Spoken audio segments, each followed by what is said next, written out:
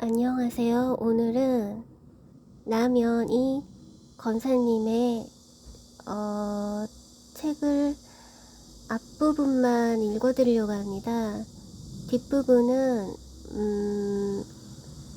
유튜브에 다른 분들이 올려놓으셔서요. 이 책의 중간부터의 내용은 천국과 지옥 간증이 나오거든요. 저는 앞부분 그것을 녹음해 드리려고 해요. 그 제목은 죽었다가 살아난 남현희 권사님의 천국 지옥 간증입니다. 이 책은 45장이 안 되지만 15,000원 하는 책 못지 않은 내용을 담고 있고요. 제가 어제 기분이 많이 안 좋았는데 이 책을 읽으면서 좋았던 기억이 있습니다. 많은 분들이 읽고 이 책을 많이 사서 전도하기를 바랍니다. 남현희 권사님은 불교 집안의 맏딸로 태어나 어린 시절을 보냈습니다. 10살 되던 해 우연히 몸종과 함께 외출하였다가 여 선교사를 만나 예수님을 영접했습니다. 권사님 집안은 소문난 갑부였으나 남존 여비의 사상이 지배적이었던 때라 아들들은 동경으로 유학을 보낼 정도였으나 딸은 집안에 가두어 두시다시피 했습니다. 그래서 집안에 거의 갇혀 있었지만 예수님의 사랑은 어린 소녀의 마음속에서 날로 더욱 뜨거워졌습니다. 그것을 알게 된 집안 어른들은 꾸짖기도 하고 달래기도 했습니다. 그러나 굽히지 않자 심한 박해를 가하기 시작했습니다. 때로는 매를 맞기도 했지만 그럴수록 믿음은 더 강해졌습니다. 팔도에서 유명한 무당들을 차례로 불러 1년에 12번씩 구슬하고 곳간마다 지푸라기로 만든 무서운 우상들이 걸려있는 귀신을 섬기는 집에서 계속 박해를 당하다간 산송장이 될 것 같아 권사님은 가출하기로 결심하였습니다. 그래서 자신을 제일 사랑해주는 어머니에게 졸라대기 시작했습니다. 어차피 집 안에 있으면 죽게 될 것이니 내보내주면 공부를 열심히 하여 금이 환영하겠다고 끈질기게 설득했습니다. 그렇지 않아도 어린 딸이 고초를 당하는 모습을 보고 남몰래 안타까워했던 어머니는 그 간청을 받아들여 들어주었습니다. 어머니는 딸을 남장으로 변장시키고 배낭에 돈을 가득 넣어 새벽에 밖으로 내보내 주었습니다. 권사님은 오직 예수님 한 분을 믿고 나왔으나 사실 갈 곳이 없었습니다. 그러나 하나님은 자신을 믿고 의지하는 소녀를 버려두지 아니하고 대구로 가라는 영감을 주셨습니다. 그러나 외출도 거의 하지 못했던 소녀는 어디로 가야 대구인지 알 길이 없었습니다. 하나님은 다시 발길이 닿는 대로 가기만 하면 대구가 될 것이다 라는 영감을 주어 인도하셨습니다. 이렇게 발길이 인도하는 대로 한 달가량 걸려 대구에 도착하여 어느 순경에게 대구에는 선교사들이 많이 산다는데 선교사가 사는 곳을 가르쳐 달라고 부탁하자 근처에 있는 양옥집으로 안내해 주었습니다.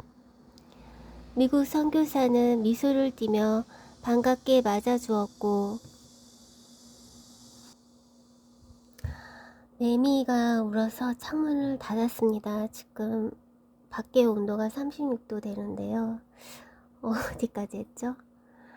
미국 선교사는 미소를 띠며 반갑게 맞아주었고 마침 새벽 기도를 시작하려던 선교사들은 아름다운 소녀가 예수를 잘 믿기 위해 공부를 하고 싶다는 간청을 듣고 하나님이 보내주셨음에 틀림없다고 기뻐하면서 마치 천사가 찾아온 듯이 대해주었습니다.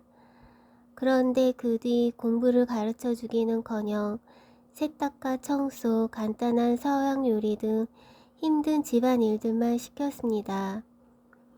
자라면서 일이라곤 해본 적이 없는 권사님은 너무 힘들고 서러워 남몰래 울었습니다. 그러나 예수님을 사랑하고 성경 공부를 하고 싶다는 열망으로 극복했습니다.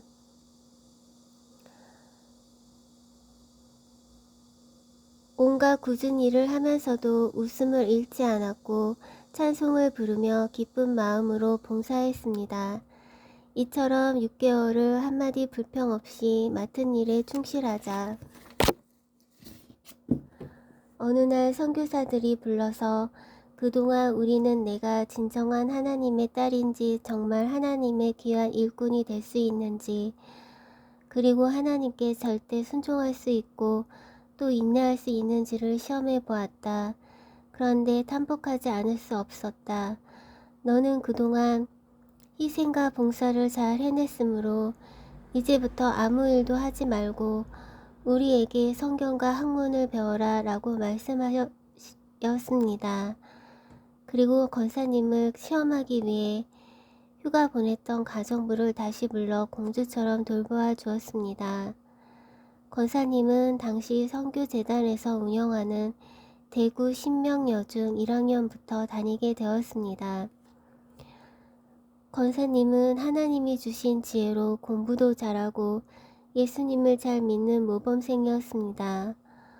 5년이 지나 학교를 졸업한 후 권사님은 멋쟁이 신여성으로 변했고 하와이 신학교에서 공부를 계속할 수 있는 장학금까지 받게 되었습니다. 당시에는 신여성으로서 해외 유학을 간다는 것은 너무나 귀한 일이었습니다. 그래서 자부심을 느낀 그녀는 부모에게 승낙도 받고 기쁘게 해드릴 겸 집을 찾아갔습니다.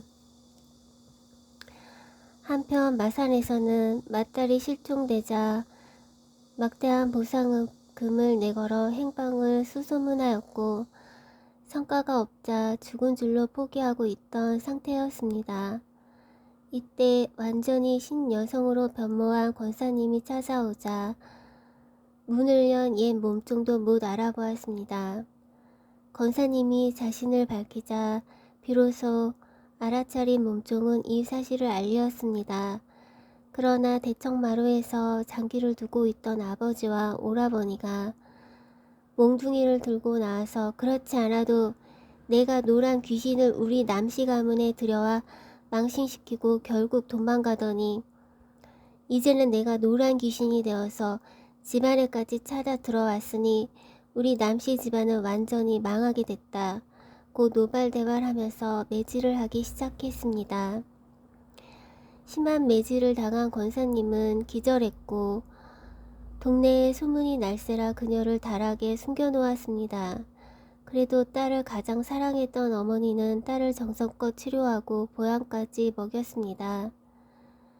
건강이 회복된 권사님에게 자초지종을 다 들은 어머니는 주님께서 헌신한 딸을 막을 길이 없다고 판단, 유학에 필요한 구비서류에 도장을 찍어주었고 다시 몰래 탈출시켜 주었습니다. 그리하여 권사님은 군용 비행기로 하와이로 떠나게 되었습니다. 그러나 부산 부둣가에서 한송 예배를 드릴 때 오라버니가 뒤쫓아왔고 붙잡혀서 유학길이 좌절되었습니다.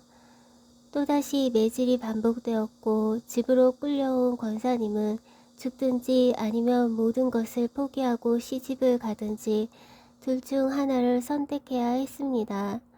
그러나 주님을 사랑하고 자신을 드리기로 서원한 권사님은 불교 집안에 시집을 가기보다 죽는 것이 낫다고 생각했습니다. 그래서 세 번째의 탈출을 감행했습니다. 이제는 대구 선교사 저택에도 머물 수 없게 되어 상해로 건너갔습니다. 주님 한 분만 의지하고 낯선 땅에 도착한 권사님은 주님이 인도하시는 대로 YMCA를 찾아갔습니다. 이곳에서 독립운동을 하는 기독 청년들과 어울리면서 신앙생활을 계속하였습니다. 특히 청년회 회장이 많은 호의를 베풀어 주었고 마음이 열리게 되었습니다. 혼자보다 둘이 힘을 합해 주님을 위해 일하는 것이 더 낫다고 생각하고 두 사람은 결혼하였습니다. 이때 27세였습니다. 당신은 13살에 시집가서 15세며 아기를 낳을 때였고 27세의 여자는 할머니 취급을 받았습니다.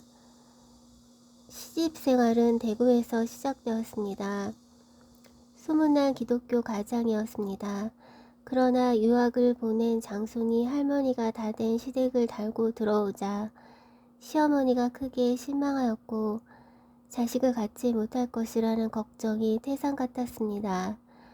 더구나 신여성이라는 이미지 때문에 핍박을 많이 받았습니다. 그러나 신앙심이 깊은 시아버지의 사랑은 큰 위로가 되었습니다.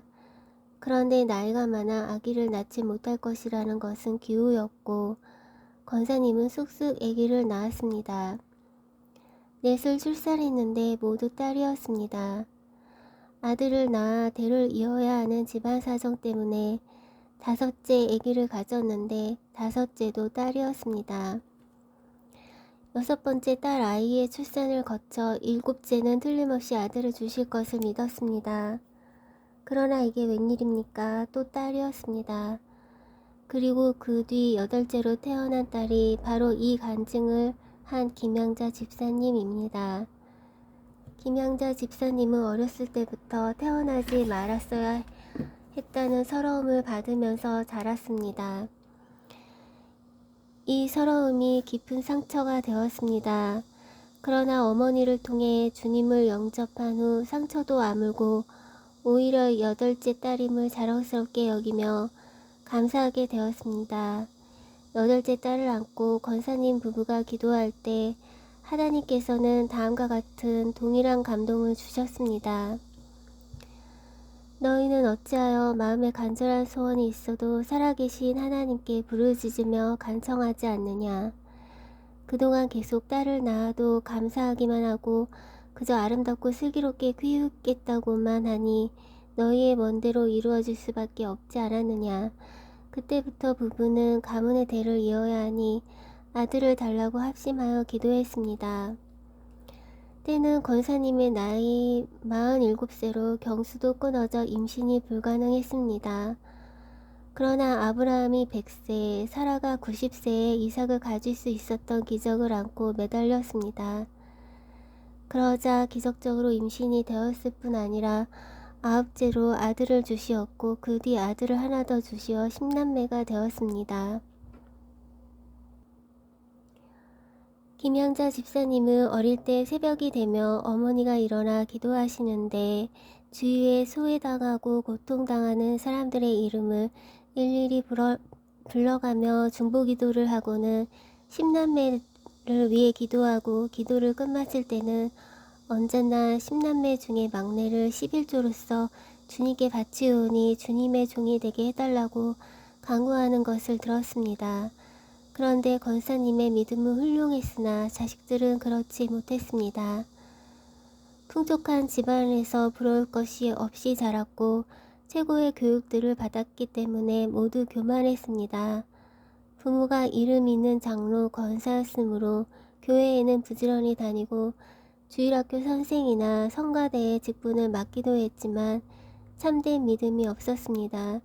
특히 주의 종이 되게 해달라고 11조로 바친 막내 아들은 집안에서 황제처럼 떠받들어지며 자라더니 중3이 되면서 옆길로 빠지기 시작했습니다. 철없을 때는 어머니께서 밤낮 입버릇처럼 기도하던 주님의 종이 최고의 영예인 줄 알았으나 자라면서 주님의 종이 제일 구질구질한 목사를 의미한다는 사실을 깨닫고 반항하기 시작했습니다. 권사님은 자식들이 속을 썩여도 실망하지 않고 열심히 기도했습니다. 특히 사랑이 충만해서 남을 위해 중보기도할 뿐 아니라 이웃을 위한 희생과 봉사를 말없이 실천했습니다. 해가 질 때면 시장에 나가 그날 물건을 팔지 못해 안타까워하는 장사들로부터 후한값을 주고 사면서 저는 예수 믿는 할머니입니다. 예수 믿고 복 받으세요 하고 전도했습니다. 사랑의 실천을 동반한 전도는 항상 상대방에게 감화를 주어서 많은 영혼을 구원했습니다. 집안 살림이 풍족했으므로 시장에서 사들인 배추, 감자, 생선 그리고 집안에 남아도는 옷 등을 챙겨서 그 다음날 홍제동 언덕 판자촌의 빈민굴로 찾아갔습니다. 그리고 예수 믿는 할머니 왔습니다. 물건 받아가세요 하며 나누어 주었습니다. 빈민굴 안에는 환자들이 많았습니다. 폐병으로 각혈하거나 암으로 죽을 날만 기다리거나 영양실조로 일을 못하는 환자들이 대부분이었습니다. 권사님은 냄새나는 환자들의 방 안으로 들어가 그들을 위해 기도해주고 뒤지다거리를 다 해주었습니다. 이렇게 전도하고 돌아올 때면 울어서 눈이 퉁퉁 붓고 보따리 속에는 균덩어리, 구름덩어리, 고름덩어리, 피, 걸레가 다 된 환자들의 옷들을 싸가지고 와서 빨아서 다시 갖다주곤 하였습니다. 이런 권사님을 자식들은 무척 핍박했습니다. 어째서 예수를 그처럼 구질구질하고 청승맞게 믿어야 하느냐, 얼마나 무식하면 그런 사람들을 상대로만 전도하느냐, 어째서 아버지처럼 경건하고 거룩하게 멋있게 신사답게 지성적으로 예수를 믿지 못하느냐 하며 어머니 가슴에 못을 박았습니다. 한편 장로인 아버지는 다른 신앙 태도를 가진 분이었습니다. 서재에는 기독교 서적으로 꽉 들어차 있고 성경에 해박해서 목사님들이 묻거나 책을 빌리러 찾아올 정도였습니다. 더구나 부유해서 교회에 11조와 감사원금을 항상 제일 많이 하고 구제 사업에도 앞장서시곤 했습니다. 하지만 늘 자신을 내세우고 자랑하기를 기뻐했습니다. 자식들은 그런 아버지의 신앙 태도를 더 좋아했기 때문에 어머니에게 아버지